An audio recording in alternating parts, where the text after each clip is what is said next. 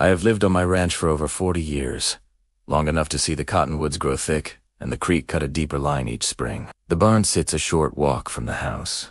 Weathered red boards, a wide door that size when you slide it open. It is my quiet place. One morning in late fall, I heard voices where there should have been only the sound of pigeons and hay settling. I stepped outside and saw a woman inside my barn, clipboard in hand, shoes to clean for dirt. She spoke sharply to my old mule as if he were a misbehaving child. My stomach tightened, and I knew trouble had wandered onto my land. She said she was with the homeowners association from the new development down the road. She told me my barn violated community standards and that I needed to clean it up. I told her calmly that my ranch was not part of any association. She smiled like she knew better. She began taking pictures. I asked her to leave.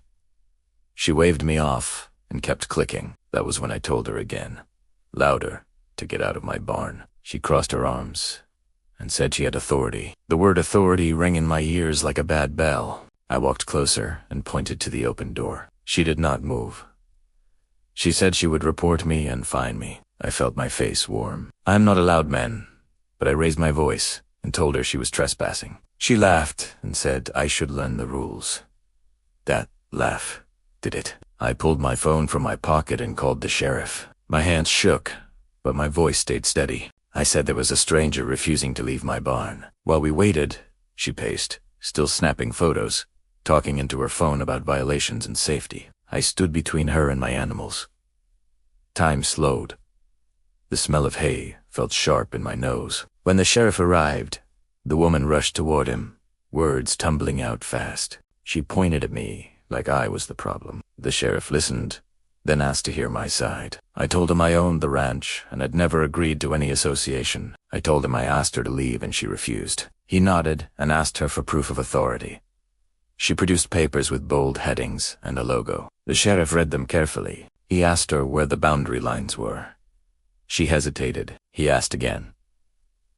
She pointed toward the road, guessing. The sheriff walked with us to the fence line and checked his map. The air felt heavy as we stood there. The woman tried to speak, but the sheriff raised a hand. He explained that private property rights are clear in this county. He said entering a barn without permission is trespass. Plain and simple, he said. Taking photos without consent made it worse. Her face went pale. She said she did not know. The sheriff said knowing is not required to follow the law. He asked her to delete the photos. He watched as she did. Then he told her to leave immediately and not return. He explained that any further entry would lead to charges. She sputtered and complained about standards and order. The sheriff looked at her and said, "Order begins with respecting boundaries."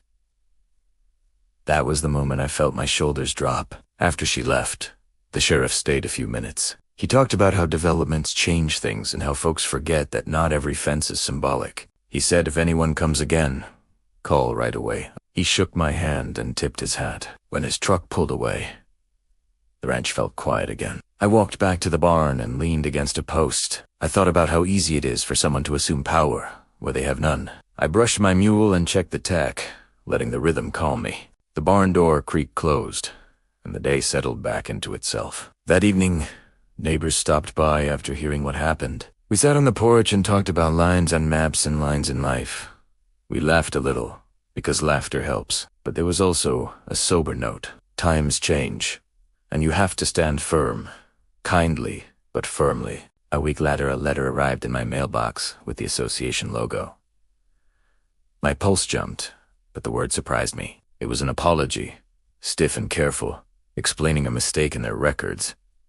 They said the woman acted without proper review. They promised training. I read it twice, then folded it and set it aside. Apologies are fine, but peace matters more. I went back through old photos that afternoon. Pictures of my parents standing by this same barn, smiling in the sun. They taught me that land is a promise you keep. You mend fences, you mind your business, and you help when asked. You do not barge in and call it order. Remembering that steadied me. The next morning, I posted a small sign at the gate. Private property. No entry without permission. It felt plain and honest. Folks driving by slowed. 10 mowed on. The sign was not anger. It was clarity. A few days after that, The sheriff called to check in. He said the law is only as strong as people willing to use it properly. He thanked me for staying calm. I thanked him for explaining things clearly. We both laughed. Easy laughter, the kind that comes after a storm passes. Life returned to chores and coffee and quiet evenings. The barn held its smell and its memories. When I slide the door now, it sighs the same way. I know that standing up does not always mean raising your voice. Sometimes it means knowing the rules and asking for help.